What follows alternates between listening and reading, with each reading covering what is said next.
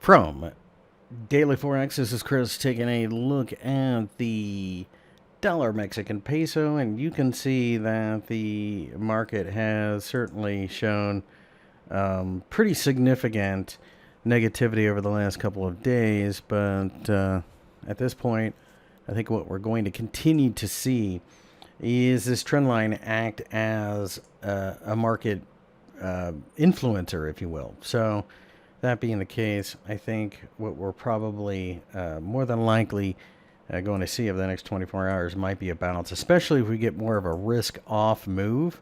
And that is very possible considering the stock markets did get back quite a bit of the gains towards the end of the day. That should favor the US dollar, probably send us towards 1950.